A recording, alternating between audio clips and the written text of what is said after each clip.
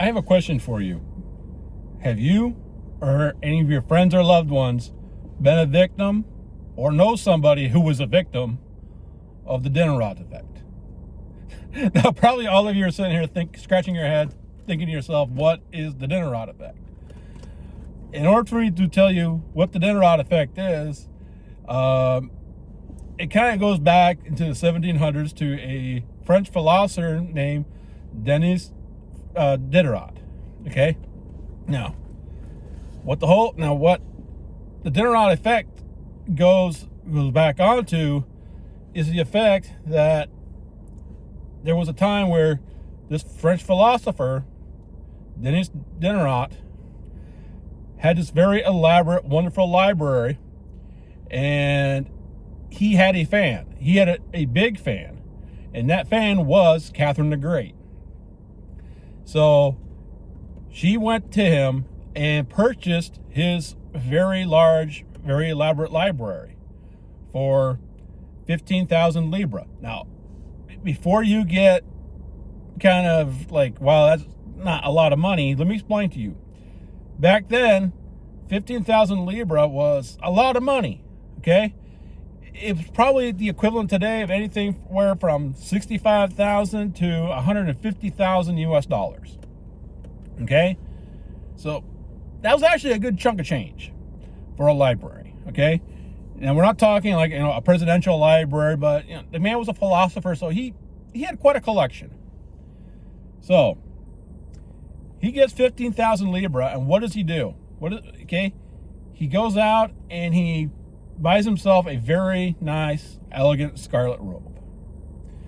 Now, with this robe, he's kind of proud of himself, and I think we've all done that. We buy something, we're really proud of it, only to discover that his robe was far too elegant for his apartment. So what does he do? He goes out and starts replacing items in his apartment. Replaces his chair with a more elegant chair. Well, chair, the rug underneath it is too elegant for this for this, that, or the other. So he starts replacing items. Replaces the rug. Replaces the bookshelf. Replaces his statues. Replaces his curtains. Before it's all said and done, he is completely fallen into what we all call lifestyle inflation, all because he got all this money. Now, before it's all said and done, after he went through all this and buying all these items that matched his robe, Diderot was in a worse situation than what he was before. Okay? Now, today, like I said, we would call it lifestyle inflation. We get a bit of money to our name, and us working class folks, us blue collar folks, we're the ones who kind of fall into this trap the most. Okay? We sit and we get this money and we decided we're going to make one small change because we deserve it. Then what happens is, because we deserve, we bought that one item. Maybe it was a nice new truck. Maybe it was a new couch, living room set, new dining set.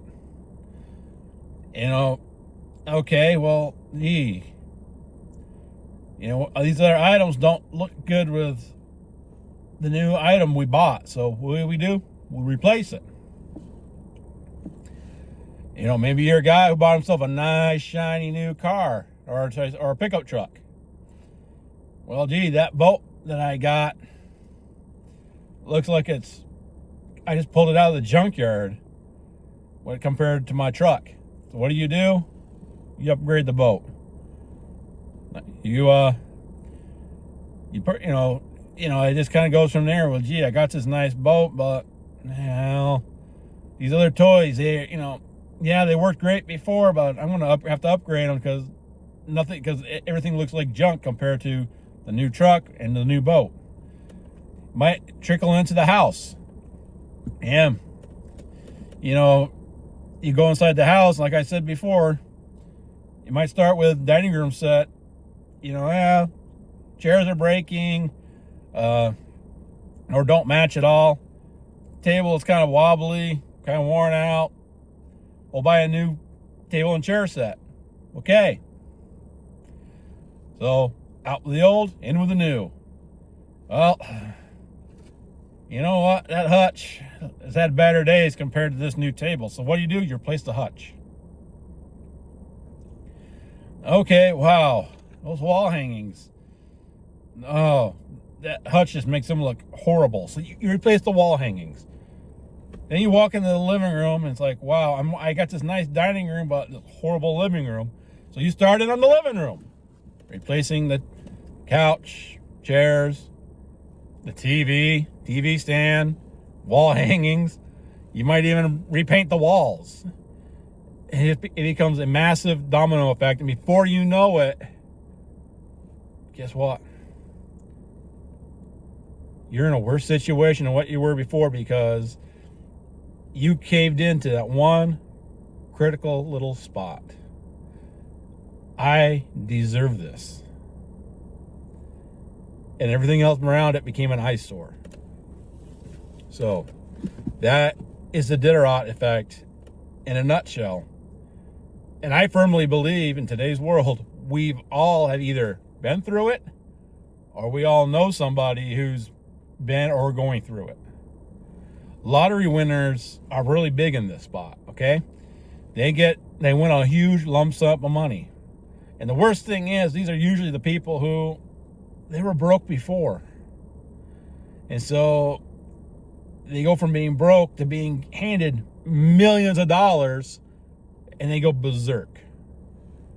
And the sad thing is that they don't start with the one item that says, I deserve this. It is a complete overhaul of their life, and they're spending money, but not replacing the money. Are you following me on this? The next thing you know, the lottery winners are in a worse situation than what they were before. So now, my friend, how are you doing? Do you look yourself in the mirror and realize that you're, underneath the influence of the Diderot effect?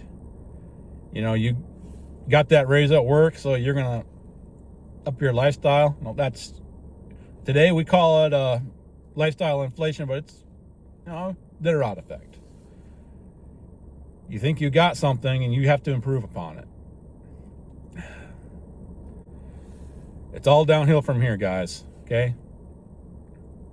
So, brothers and sisters, I want you to remember something. God blesses us with money. He blesses us with our jobs. I consider myself an extremely blessed man today. Compared to where I was 10 years ago, I am thriving. But trying to keep myself in check, that's a hard thing to do. Okay? So my prayer for you is that you keep that lifestyle inflation well under control. Don't get me wrong. I'm not telling you to not live in a shabby house, but what I'm trying to tell you is, don't, put yourself into a situation where,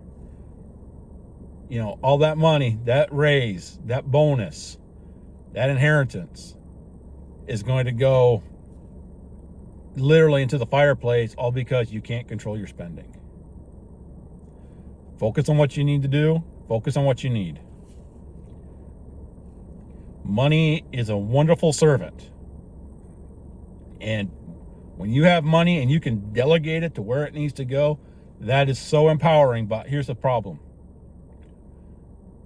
It's a horrible master. And it has a tendency to run our lives.